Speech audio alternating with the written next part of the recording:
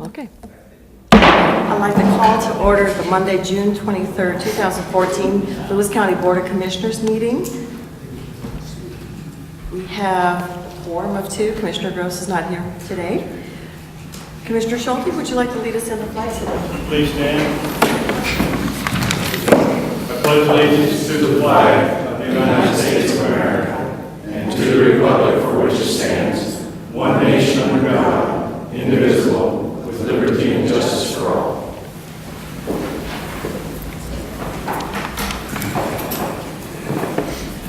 Madam Chair, I move to approve the minutes of June 16th, 2014. Second. Comments? No comments? All in favor, say aye. Aye. Aye. Nay? Motion carried. Public comment. We have one individual, Andy Skinner from the Lewis County Historical Museum.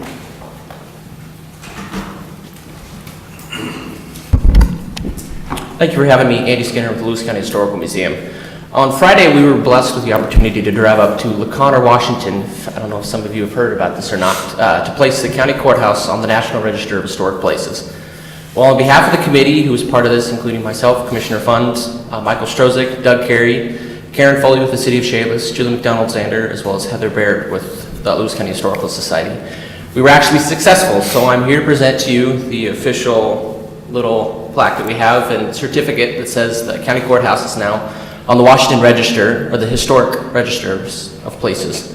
This is just the state register nomination. It is now forwarded to the keeper of the National Register over in DC, and so they will review the application and then bring it back to us, hopefully within the month or so, and we'll hopefully be able to bring you good news. So, Look forward to that. yes. So.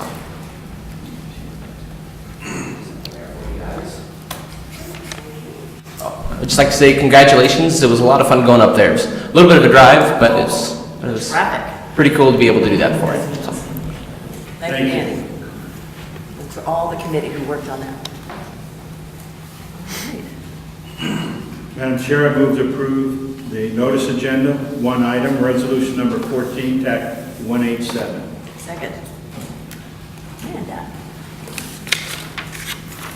Good morning. Amanda Migliaccio of the Lewis County Auditor's Office, speaking on item number 1, Resolution 14-187. This resolution is for the competitive bidding, dispensing with advertisement and formal sealed bidding with respect to purchases and leases under the $25,000 mark.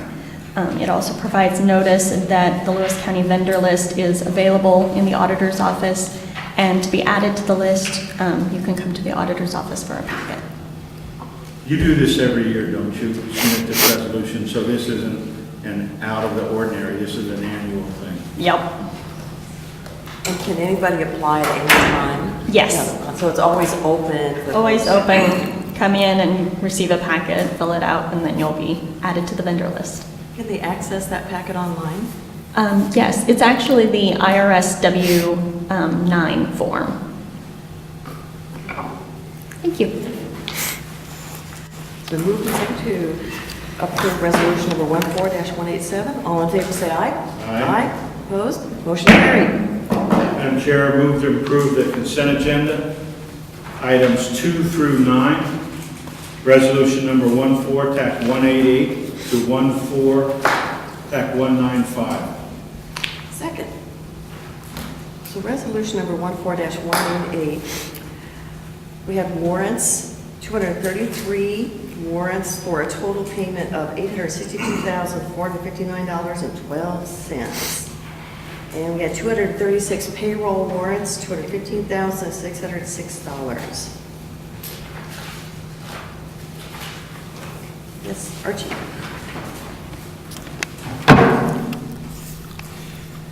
Good morning, Commissioners. Archie Smith with Lewis County Human Resources.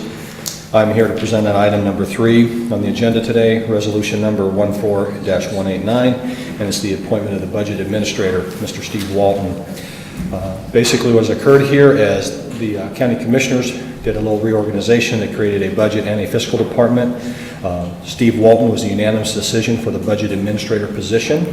The resolution approves the contract agreement between Lewis County and Mr. Walton. Would Mr. Walton please come up to the mic and we will publicly welcome him? Be easy, he's Navy. Yes, sir, I'm here. And what's, Officially next week, though. that's what I was gonna say, we can't abuse you until next week, right? That's correct. You're still protected by the sheriff. I'm still protected for another week, and then anything goes, I guess. We're looking forward to working with you. Thank you very much, and likewise from my perspective. Can't wait to get started. Right. Thank We had a you. number of qualified candidates, and we had a lot of interviews that folks went through, so it was quite the process, and congratulations. Thank you very much. Appreciate it.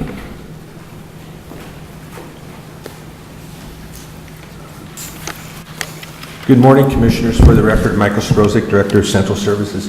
Before I get started on my packets today, I'd like to express my appreciation to the committee that put the courthouse on the, right now it's on the State Registry of Historical Places and soon to be, positively, on the National Registry. About 6 months ago, I approached Commissioner Fund with this idea as part of our Department of Archaeology and Historic Preservation grant. And knowing that Commissioner Fund has a knack or interest in historical places, I knew what the result was when I talked to her about it. So I am very proud to say we had a great committee, and a special thank you to Andy for taking the lead on that when I asked him to, and for Commissioner Fund and the other members to sit on it. I think it'll be good for the community and Lewis County in general. So with that, we'll go to item number 4 on your docket, which is resolution number 14-190, which is approving additional funds to the Southwest Washington Fair Office revolving working account. As we start moving into the annual Southwest Washington Fair, we move cash from our treasurer's office over to the fair to help with day-to-day expenses and ticket sales and those kind of things. So this moves actually 2 different pots of money. The first is a $1,000 transfer into the fair office revolving fund so they can sell tickets and make change and stuff. And that will be done on July 1st, 2014. The second one is a transfer of $25,000, which will occur on or before August 4th of 2014. And that's for gate change and stuff during the fair. These funds are overseen by the Treasurer's Office, specifically Michelle Stewart, and these funds will be returned by September 30th of 2014. So they're moved only for operating, then they're moved back. Item number 5 is Resolution 14-191, approving funds for ATM machines at the Southwest Washington Fair. This is a move of $100,000 that will occur on or before August 8th of 2014 to staff or stock the ATM machines at the fair. As a result of us using Lewis County money to stock those machines, we get 75 cents per transaction, which results in about $1,000 of annual revenue to the fair. These funds will then be recouped and returned on August 31st of 2014. So these are housekeeping items. We do them every year. Item number 6 on your agenda is Resolution 14-192, a bid award for the Health Building Floors 2 and 3 painting contract. The Facilities Division of Lewis County Central Services went out on the small works roster for bidding to paint the 2nd and 3rd floors of the historic courthouse, which were in dire need of painting, cleaning, upgrading. This is one of the projects that have been put on hold over the past several years due to budget restrictions. We had one bid from Cast Painting and Lighting in the amount of $79,165. It was reasonable, it was responsive, so this is a bid award to Cast Painting to complete the painting, some restoration work on the 2nd and 3rd floors of the health building. And this building was built in the 50s, and when you think like all of those, the health department was all in this building before that, and Yeah, it's, if you go over there, it's interesting to get into the nooks and crannies of that building and stuff like that. So it is in dire need of some upgrades, and this is what this contract will do. As you noticed earlier, we painted the exterior of the building, made huge improvements, and also did some sealing on it for the leaks. We've had the windows done, and now we're on the second and third floor as part of that restoration process. At which point does a building change from being old and decrepit and need to be replaced to historic? We can use that as just a rhetorical question. And I will say this is my opinion and mine only. The health building will never be a historic building. It will come down before then, sir. Yeah, there's no value in that historical building over there.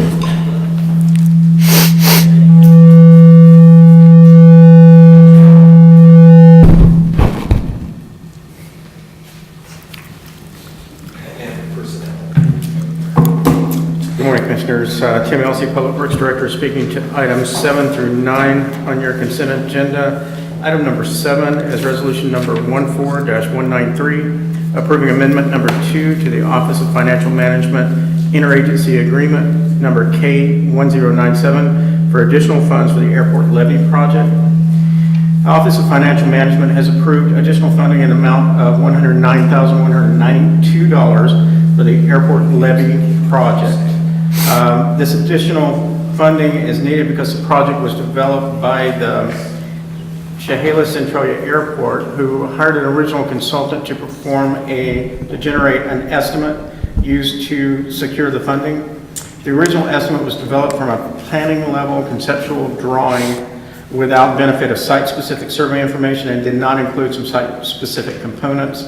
The most significant exclusion included cost associated with environmental permitting. This will allow us to finish phase 1A of this project. Thank you for all your work on that. Item number 8 is approving, it's resolution number 14-194, approving a task assignment pursuant to interlocal agreement number 05-200 with Tacoma Power regarding work by county forces. The county entered into an interagency agreement with Tacoma Power in 2005, and this is just a task assignment to allow us to complete one application of chip seal on their Hall Road, some chip seal in Gus Backstrom Park and in Mossy Rock Park. That's an estimated cost of $49,686.39, plus an administrative fee of $2,484.32 for a total agreement of $52,170.71. This is pretty much an annual thing that we do. We do, not necessarily annually, but yes, we have this agreement in place so that we can do it annually, and they often ask us to perform chip sealing for them. Item number 9, resolution number 14-195, bid award for the Skate Creek Road South Milepost 0.53 Bridge number 12 Scour Mitigation Project. A call for bids was issued on May 19th of this year. We received 4 responsive bids. The lowest responsive bid was Weber Construction, Inc. out of Snoqualmie, Washington, in the amount of $386,609. The engineer's estimate for this project was $388,090, so it's very close to the engineer's estimate, and we would recommend awarding to Weber Construction. Thank you. It's been moved and seconded to approve the consent agenda items 2 through 9. All in favor, say aye. Aye. Aye. Opposed? Motion carried. Madam Chair, see no further business, I move we adjourn. I second it. All in favor, say aye. Aye. Motion adjourned. Thank you.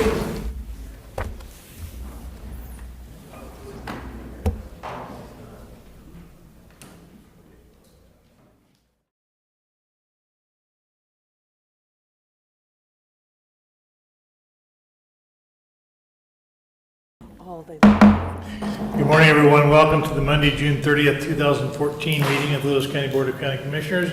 We do have a quorum. All 3 commissioners are present, and we will begin with the flag salute, led by Commissioner Schulte. All rise.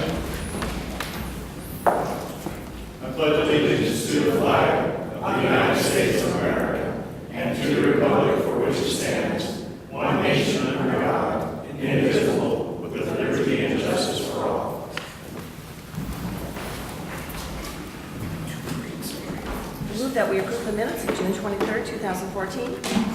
I second that. A motion and a second to approve the minutes of June 23rd. Are there any additions, corrections, deletions, changes? All in favor signify by saying aye. Aye. Opposed, nay. Motion carries. We have no one signed up for public comment, so we will move on to the agenda. We have an individual who's been with Lewis County for a number of years and is retiring. And we would like to recognize her this morning and her distinct service. And she will come forward. Barbara Glenn, would you come forward, please?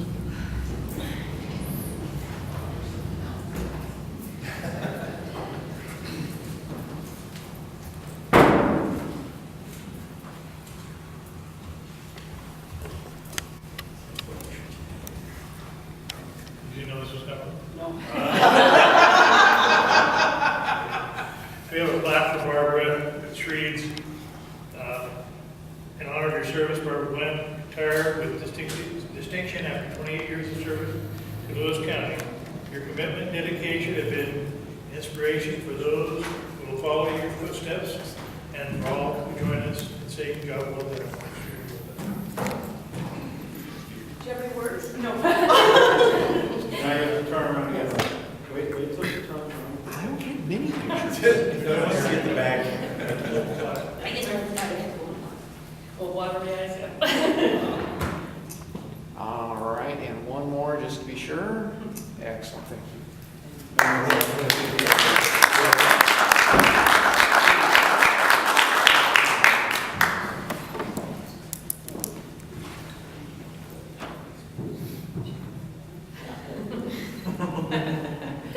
So tell us what you told me, and then what are your plans for the summer?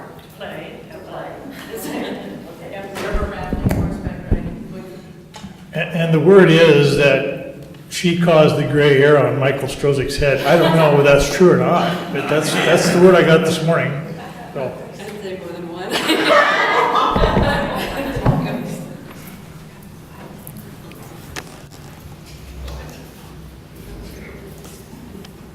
Also, I'd like to add between 11:30 and 1 p.m. today, we will be having an open house. I was going to say in Barb's memory, but that's not proper. Congratulating Barb for her 28-plus years of service to Lewis County 911. It will be in the WSU room down in the basement, and everybody's invited. thanks, Mike. Next is a presentation on the flood outreach. Scott? Well, as the Outreach and Education Committee of the Flood Authority, the committee's been going to many different places in the basin, giving presentations, and this is the update that Scott Betcher staff will be giving to us now. Thank you, Scott. Terrific. As mentioned, my name's Scott Betcher. I'm staff to the Flood Authority, and we have extra handouts here for anybody in the audience who wants them. You should have a handout. Commissioner Fundin and I talked on Friday, and what we decided was we're going to give you a real brief presentation. You're all pretty well diverse on what's been going on, and this is just an update. Other communities aren't so up to speed, and we're giving longer and more in-depth PowerPoint presentations. So anyway, in thinking and driving down here this morning about what the takeaway message is, I kind of came up with a lot is going on. We're further down the road than we haven't been in the past, and the big thorny issues, we're moving from rhetoric to talking about real technical information, and that's a major differentiator to where we've been in the past. And so let me tell you where we are kind of in status today.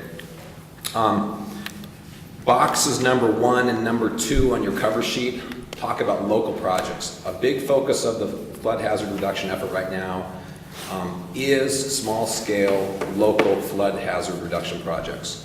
In box number 1, you see roughly about, 10, 12, 13 bullets of projects that will be fully completed and constructed by the time this next flood season rolls around. So we have projects from Adna over to Bakota, Montesano wastewater treatment plant. We have critter pads and livestock pads that have been developed to keep equipment and cows and sheep out of harm's way. We are continuing to work down in Montesano. The airport levee will complete what we call Phase 1A, which is widening and maintenance of the existing levee outside of wetlands. And PL will have a wastewater treatment plant protection levee up in their neck of the woods by the time September rolls around.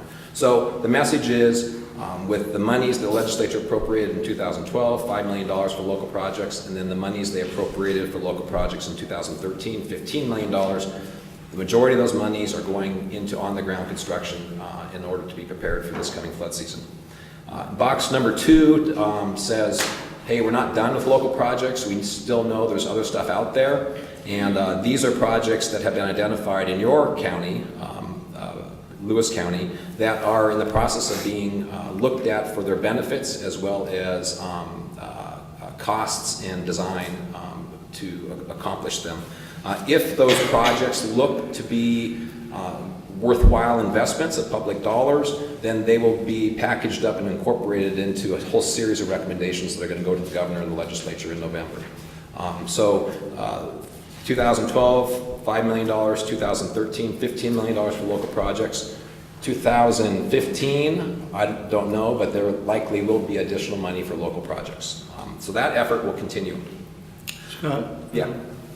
Salzer Creek, what's the prognosis there? Is there going to be some digging out in the prognosis, or what are we going to do? Well, the idea is some backwater flood control to keep on the east side of I-5. The consulting company, HDR, that's looking at this right now is going to be recommending a study to see what's the cost, what's the benefit, and we should have that kind of information in the October timeframe. So, in terms of boxes number 3, 4, and 5, these are the big thorny ones. These are the big tough issues that, as I said before in my opening, we're finally moving away from rhetoric to where we're actually talking about real information. And there's a whole trove of engineers, biologists, hydrologists, all at play right now in the basin working on these. And so for number 3, the aquatic species enhancement plan, 15 to 25% of historic levels is where the salmon are. Your second sheet shows current return rates. What's most concerning for a lot of folks is the spring Chinook.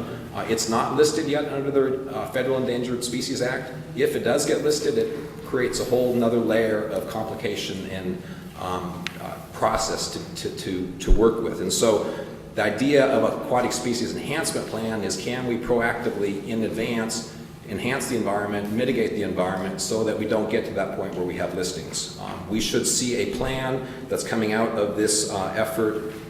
It's being developed right now over the summer, and we'll see it in November of 2014. I can tell you preliminary cost estimates are on the order of $63 to $130 million. And those are strictly preliminary. A series of public meetings were held earlier here in May, and those costs came up as a result of removing barriers and fish passages to increase fish passage, as well as habitat riparian plantings and the things of that sort to return that corridor to something that's contiguous. In terms of the Upper Basin Dam and the proposal up there, a lot of work going in right now.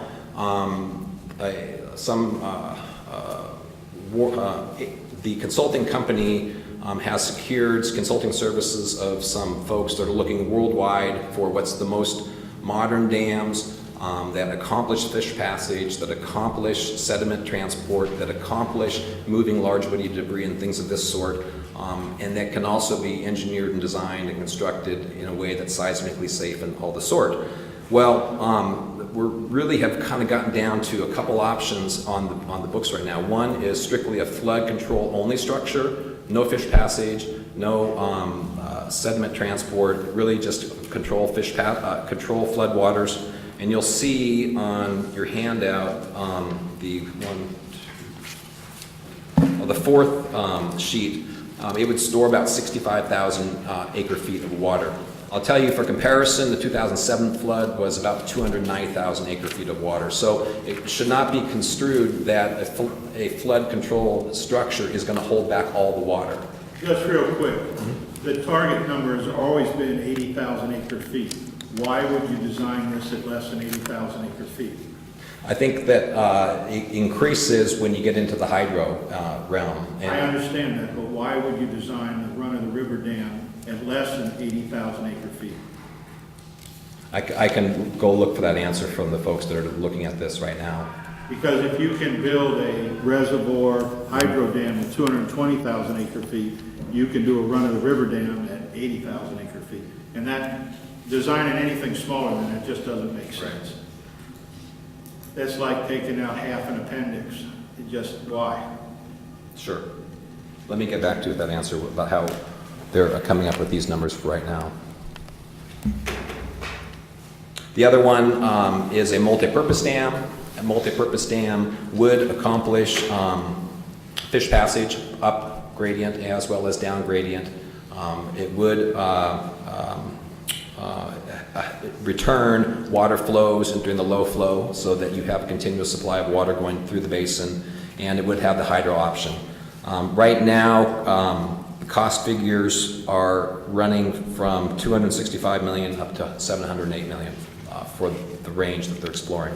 Those costs don't include environmental mitigations. Those are strictly the very preliminary coarse scale costs that have been identified so far. In terms of box number 5, I-5 protection, the DOT is looking, and you'll see on your handout, must be about the 5th page, looking at basically walls and levees throughout the I-5 system.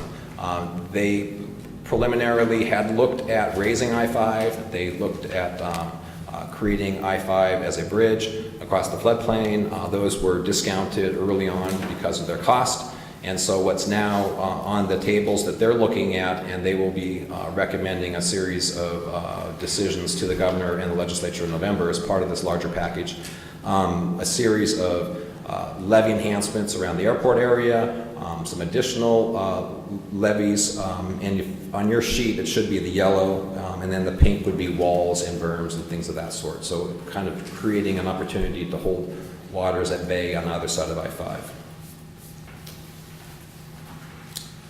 Lastly, in terms of floodproofing, the strategy that has been rolling forward has been look at local projects, look at the big projects, look at I-5 and upper basin retention structure, look at habitat enhancement, and then lastly, what can we do with floodproofing, elevating homes and things of that sort for people who are in harm's way.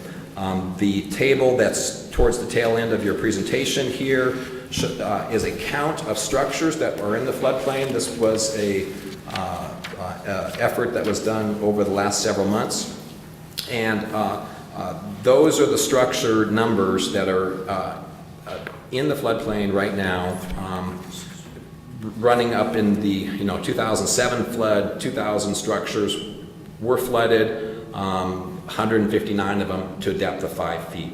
So you can see that the table here outlines the number of structures, and so when you start to look at what would it take to flood-proof those, elevate them, protect them to some level to withstand a flood, cost figures come in at something on the order of $92 million.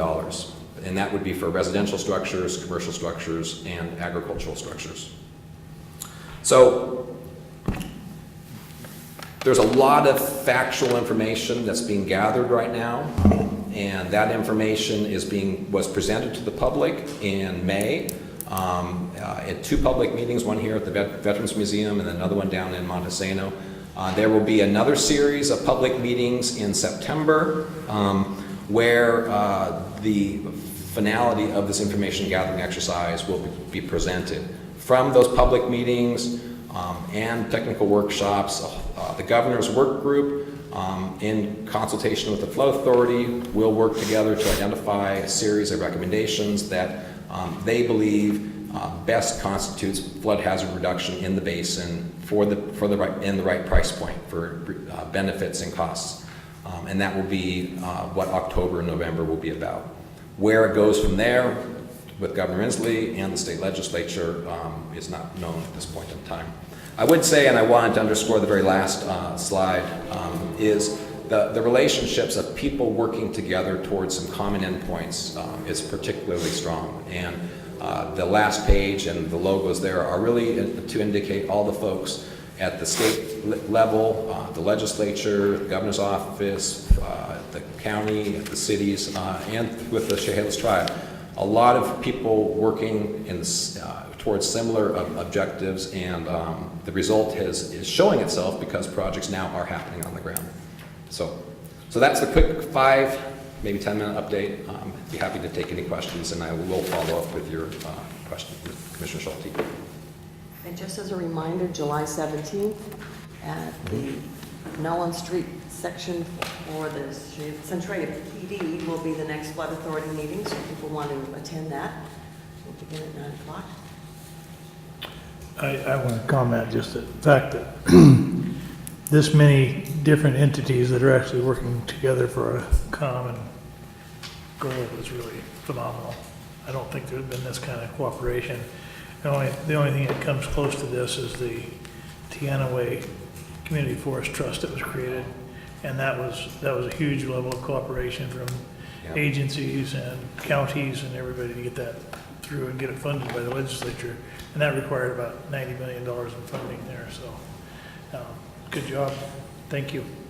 I just want to acknowledge one other individual. Ron Evil sits on the project committee for the Flood Authority, so he's very knowledgeable about the flood projects that are being reviewed at this point. So, representing the city of Centralia, so everybody's working together. Okay, thank you. Thank you, Scott. So we return to our agenda, and we have a notice item. Mr. Chair, I move to approve the notice agenda, 3 items.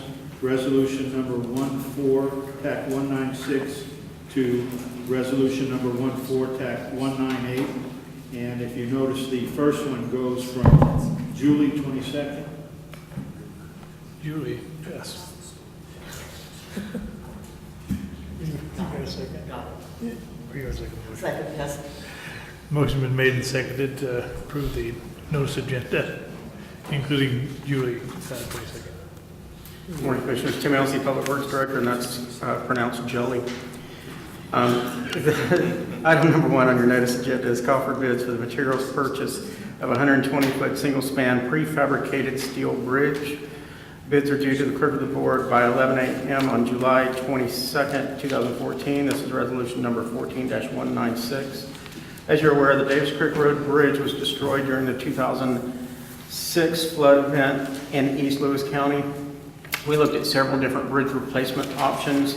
After speaking with the residents and clarification from FEMA and no opposition from any local residents, the Board of County Commissioners applied for and received alternate project funding from FEMA in lieu of replacing the bridge.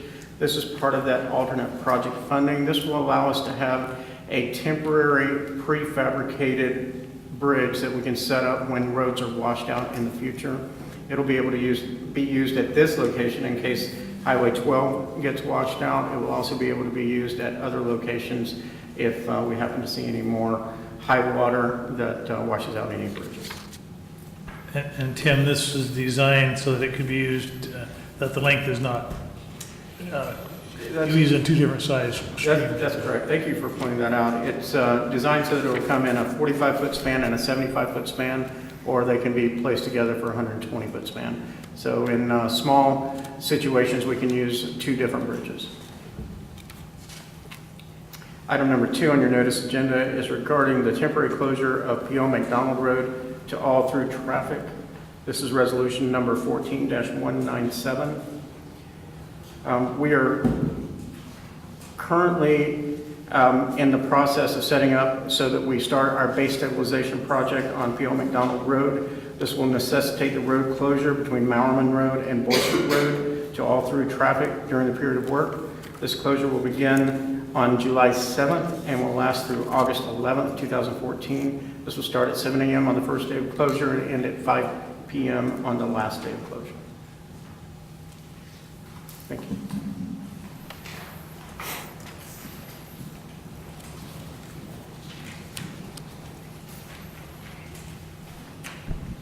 Good morning, Mr. Chair, members of the Commission. Diane Dory, Lewis County Assessor, speaking to item number 3 on the notice of agenda. Notice of hearing to terminate the timberland classifications and consolidate open space timber with designated forest land. As you are aware, during the 2014 legislative session, Senate Bill 6180 was passed by the legislature and provides the counties with the ability to opt into the merger program for both programs. This will allow my office to have administrative efficiencies as well as take away the burden on the taxpayer for having to transfer from one program to another simply because their property falls below 20 acres.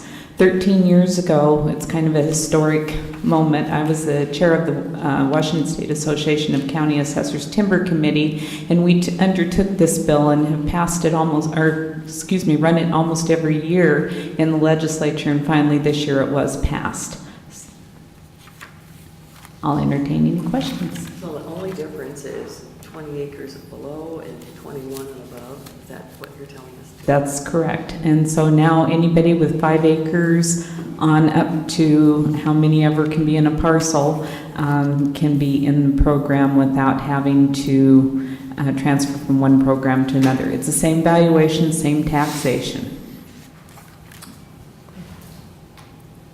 Any questions? Thank you, Diane. Thank you. Any other questions on the notice agenda? Hearing none, I'll call for the vote. All in favor of the notice agenda, signify by saying aye. Aye. Opposed, nay. Carries. I'd like to move the consent agenda, items 4 through 11, resolution number 14-199 through 14205, and special note on resolution number 14186, which is number 11. We moved it to this date, so we have a different number from the previous date. Second. Motion made and seconded to approve the consent agenda as presented. Item number 2 is resolution 14-199, which is the approval of warrants this week. And warrants are 277 regular warrants in the amount of $601,141.74 for approval today. Item number 2 is a cancellation of warrants. From time to time, we are obligated to cancel and reissue. And this happened to be to Dell's Farm Supply, one warrant dated 12/19/2013 in the amount of $1,499.99. And this was a warrant that was issued and was for the incorrect amount, I understand, and then was reissued to Dell's, or will be reissued to Dell's. Someone from the auditor's office here? I'm prepared to do that. Okay, thank you. Item number 6 is resolution number 14-201, an order annexing additional property at Fire District number 8. The Fire District Commissioners of Lewis County, District number 8, Salcombe Silver Creek, concur in the proposed annexation of the property, which is called Beauchart Acres. Fire District 8, annexation is signed by 100% of the landowners and the property being annexed. What happens is there is property in Lewis County that's not in any fire districts, and as the area develops or if the fire district extends coverage to those areas, they're encouraged to annex the areas that they actually provide service to. So in this case, this territory is not any other fire district. There's property being developed there, and both the landowners and Fire District number 8, Salcombe Silver Creek, all would like to be in Fire District 8. So we are approving that request.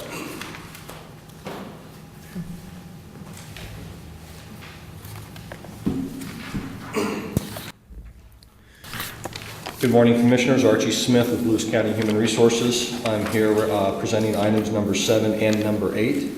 Item number 7 is resolution number 14202, and it's adopting updates and modifications to the hiring policy. What we've had in the past, and in the next resolution will explain it even more, is we do have a hiring practice that comes out of the Board of County Commissioners for non-represented employees, those under the Board of County Commissioners, and items not addressed in collective bargaining agreements. And this has been an older policy. It has been updated to make it more efficient for those that are hiring. We've actually taken the hiring policy and we are taking it out of what's called the manager's manual, which we will get rid of in the next resolution, and we're going to put that as a hiring attachment into the employee handbook. What it's going to do is it's relatively consistent, but the major changes in it, it's going to allow either the person who is hiring to do an internal post in their own office or department, or an internal county posting, or they can go outside posting depending on their evaluation of their recruitment capabilities. And this resolution will supersede the hiring policy that is under the manager's manual, which will be going away on the next resolution. But those are the big changes that have actually occurred to it, and just some cleanup language that's in it. The next item, number 8, resolution number 14-203, is updating the Lewis County Employee Handbook. What happened actually this year by the state is they had actually passed the Faith and Conscience bill for unpaid days off, that employees get 2 days time off, no pay, for something that is sincerely held belief or faith of conscience, and that has to be passed via resolution. So we will be passing that in the employee handbook today. And so it gives employees that access. We're also updating the Family Medical Leave Act. This is due to some legal rulings that have occurred just recently about abuse of FMLA. We have removed the job share provision, which, because of how insurance is working, our possibility of doing job shares like we did in the past no longer exist. We've actually added a distracted driver provision as part of it because of some court rulings that you need to know that your employees cannot be doing things outside of driving while they are driving. That way you can hold them accountable for if they are doing that. And we're also rescinding the manager's manual with this resolution. And then just some basic housekeeping that the prosecutor's office was very helpful in, just cleaning up some language. Any questions? Did you spell out everything they're not allowed to do in distracted driving? No, it's a vague term. So if you're not driving, then you're being distracted. Not talking on your cell phone. Actually, it's part of the cell phone where not talking on the cell phone is one thing, but then what if you are texting on your cell phone, or what if you are using hands-free? I mean, there's all these people gotten accidents, and the policies just were not clear enough, so the term distracted driving came down from recommendations from employment lawyers saying, put this in your handbook, and so that's what we are doing.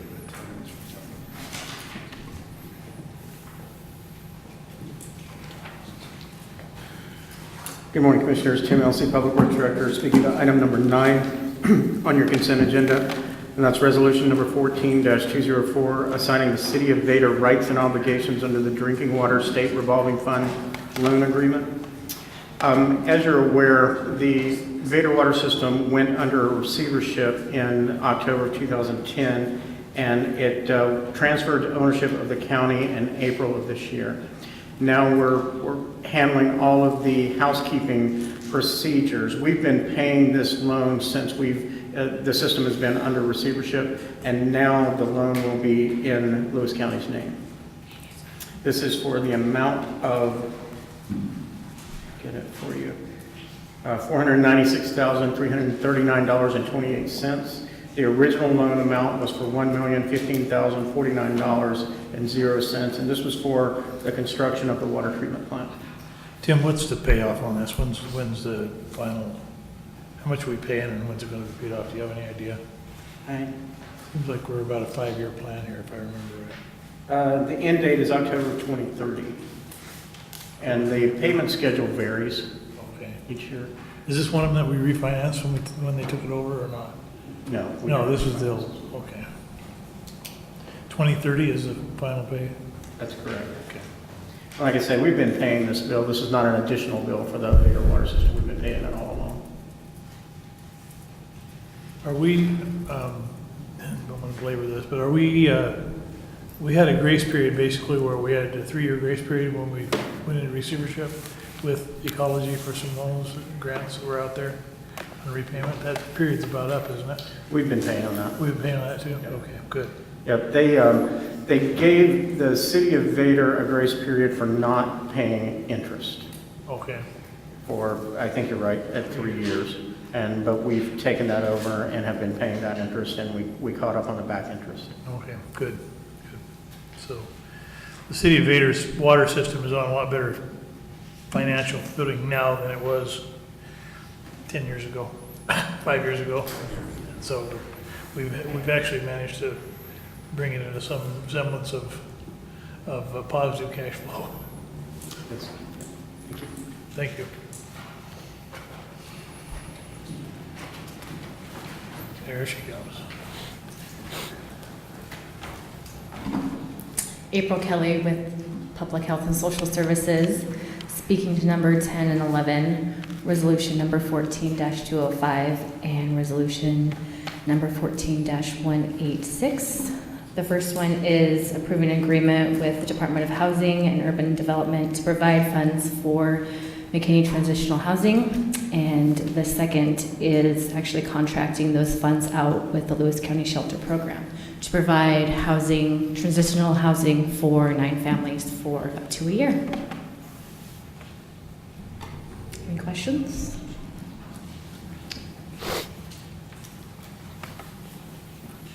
Any other questions or comments on the consent agenda? Seeing none, I'll call for the vote. All in favor, signify by saying aye. Aye. Opposed, nay. Motion carries. We have one hearing this morning.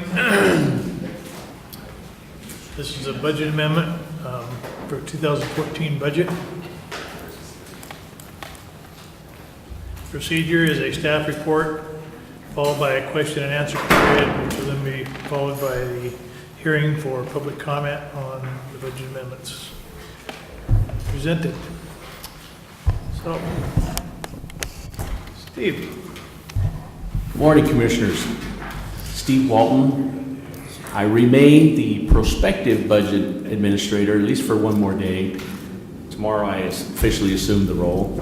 With me this morning is the real expert, Becky Sisson, who put this package together and to whom I shall refer if there's any questions.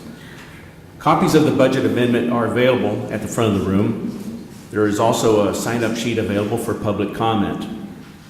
We are requesting approval of the second 2014 budget amendment, resolution number 14-206.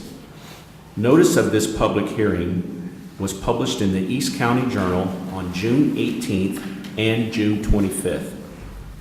The total budget amendment for all funds was noticed as an increase in expenditures of $2,888,288, a revenue increase of $1,399,755, and a use of fund balance in the amount of $1,488,533. Changes since the noticed amount resulted in a total increase in budget in expenditures of $137,199 and an increase of $64,812 in revenue. The total budget amendment for current expense and other funds after changes is an increase in expenditures of $3,025,487, an increase in revenue of $1,464,567, and a use of fund balance in the amount of $1,560,920. The portion of this budget amendment that affects the current expense fund is an increase in expenditures of $98,517, an increase in revenue of $22,993, and a use of fund balance in the amount of $75,524.